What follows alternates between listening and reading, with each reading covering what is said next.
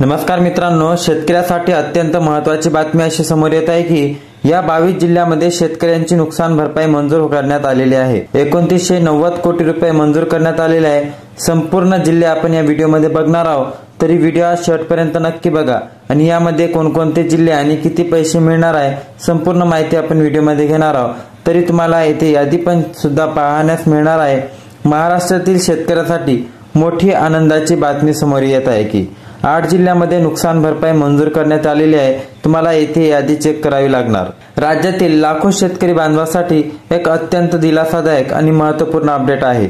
2025 मध्ये झालेल्या अतिवृष्टी, अवकाळी पाऊस आणि पुरामुळे ज्या शेतकऱ्याचे मोठे नुकसान झाले आहे त्यासाठी राज्य शासनाने नुकसान भरपाईची घोषणा करण्यात आलेली आहे, जेणेकरून शेतकऱ्यांना एक मोठा दिलासा आणि आर्थिक मदत सुद्धा मिळणार आहे। पहिल्या टप्प्यात 8 जिल्ह्यामध्ये शेतकऱ्यासाठी निधी मंजूर करण्यात आले असून यामुळे बाधित शेतकऱ्याला काही प्रमाणात आर्थिक आधार मिळणार आहे, जेणेकरून शेतकरी आपल्या स्वतःच्या हवालदिल पद्धतीने आणि झालेल्या नुकसानीची भरपाई त्यांना मिळण्याच्या स्वरूपात त्यांना पैसे मिळणार आहे। राज्य सरकारचे हे मोठे पाऊल उचलण्यात आलेले आहे, कारण की या दिवसामध्ये खूप अतिप्रमाणात अतिवृष्टी आणि अवकाळी पाऊस आणि पुरामुळे शेतकऱ्याचे मोठे नुकसान झाले आहे। नुकसानीचा प्राथमिक आढावा आणि अपेक्षित खर्च हा राज्यात नैसर्गिक आपत्तीमुळे झालेल्या नुकसानीचा विस्तार खालीलप्रमाणे आहे। नुकसानीचा आढावा जर बघितला तर नुकसानाची व्याप्ती जानेवारी 2025 पासून अतिवृष्टी आणि अवकाळी पावसामुळे शेतीचे मोठे नुकसान झाले आहे। नांदेड जिल्ह्याला या नैसर्गिक आपत्तीचा सर्वाधिक फटका बसला आहे, त्यामुळे नांदेड जिल्ह्याला अतिवृष्टीचे पैसे सुद्धा शिल्लक मिळणार आहे। बाधित क्षेत्र जर बघितलं तर आतापर्यंतच्या अंदाजानुसार राज्यात सुमारे 39 लाख एकर म्हणजेच की सुमारे 15.78 लाख हेक्टर जमीन शेतीचे नुकसान सुद्धा झाले आहे, म्हणजेच की एवढ्या मोठ्या प्रमाणात शेती हे बाधित झालेली आहे। नुकसानीचा समावेश जर बघितला तर यामध्ये केवळ पिकाचेच नव्हे तर फळबागा, शेतजमीन, जनावरे आणि घराचे देखील मोठे नुकसान झाले आहे, कारण की अपेक्षापेक्षा जास्त पाऊस पडल्यामुळे शेतकऱ्यांना नुकसान झाले तर झाले, त्यांच्या गुराढोरांचे, फळबागांचे आणि शेतजमिनीचे सुद्धा अतोनात नुकसान झालेले आहे। त्यामुळे शेतकरी हवालदिल होण्यात आलेले आहे। अपेक्षित जर निधी बघितला तर या सर्व नुकसानीसाठी शासनाला 3000 कोटी रुपयापेक्षा जास्त निधीची तरतूद करावी लागणार आहे। आता जर बघितलं तर पहिल्या टप्प्यात या 8 जिल्ह्यांना निधी मंजूर करण्याची तपशीलवार यादी आलेली आहे। नुकसानीचे पंचनामे पूर्ण झालेल्या 8 जिल्ह्यामध्ये शेतकऱ्यासाठी पहिल्या टप्प्यात निधी मंजूर करण्यात आलेली आहे। यामध्ये जर निवाई विभाग जर बघितला तर नागपूर विभाग जून ते ऑगस्ट 2025 मध्ये एकूण शेतकरी राहणार आहे 84,386 आणि मंजूर निधी जर बघितला तर 73,000 कोटी 54,03,000 एवढी त्यांना निधी मंजूर करण्यात आलेली आहे। यामध्ये जर समाविष्ट जिल्हे जर बघितले तर नागपूर, वर्धा, चंद्रपूर, हिंगोली आणि सोलापूर। कोकण विभाग जर बघितलं तर यामध्ये जून 2025 म्हणजेच की त्यांना 1875 एवढे शेतकरी त्याच्यात बाधित झालेले आहे। त्यामध्ये 37,40,000 एवढा निधी त्यांना मंजूर करण्यात आलेला आहे। यामध्ये रायगड, रत्नागिरी आणि सिंधुदुर्ग करण्यात आलेला आहे। विभागनीय मंजूर निधी आणि रक्कम कोटीमध्ये जर बघितलं तर नागपूर जिल्ह्याला शेतकऱ्यांची संख्या राहणार आहे 7451, तर मंजूर निधी त्यांना मिळणार आहे 3.92 कोटी। वर्धा 3648 शेतकरी नुकसानग्रस्त ठरले आहे आणि त्यामध्ये त्यांना 2.30 कोटी रुपये मिळण्याची शक्यता आहे।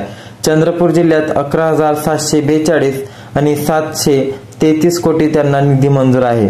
सोलापूर 5,910 एवढे शेतकरी बाधित आहे, तर 59.69 कोटी रुपये त्यांना मिळणार आहे।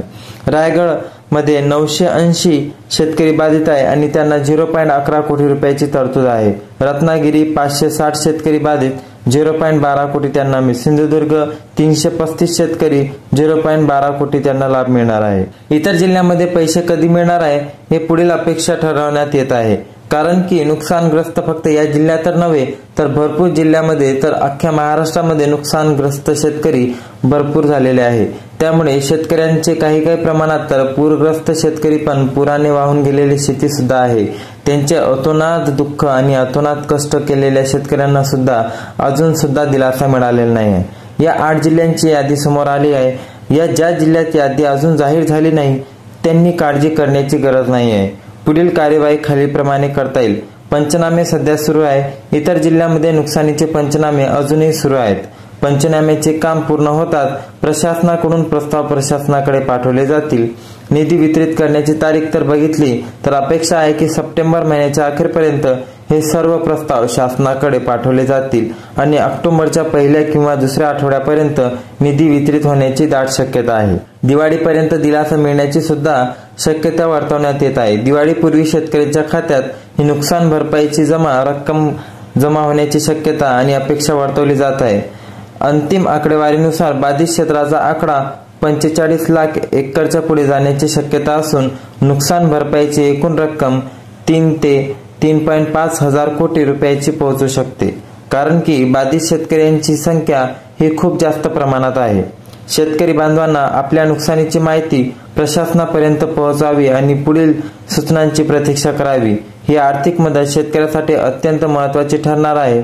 तुमचा जिल्हा या पहिल्या टप्प्यात समाविष्ट नसेल तर तुमच्या जिल्ह्याची समाविष्ट नसल्यास पंचनामे काम सुरू झाले आहे किंवा नाही ही संपूर्ण बातमी तपासा, जेणेकरून तुम्हाला पंचनामे तुमचे पूर्ण होतील आणि तुम्हाला सुद्धा नुकसानग्रस्ताची रक्कम मिळण्यास सुरुवात होईल. तुमचे जर नाव या जिल्ह्यामध्ये असेल किंवा तुमचं जर जिल्ह्यामध्ये नाव या 8 जिल्ह्यामध्ये नाव आलेलं असेल तर कमेंटमध्ये नक्कीच कळवा आणि जेवढे झाले तेवढे शेतकऱ्यापर्यंत हा व्हिडिओ पोहोचवा आणि शेअर करा आणि येणाऱ्या व्हिडिओसाठी सबस्क्राईब करा. धन्यवाद.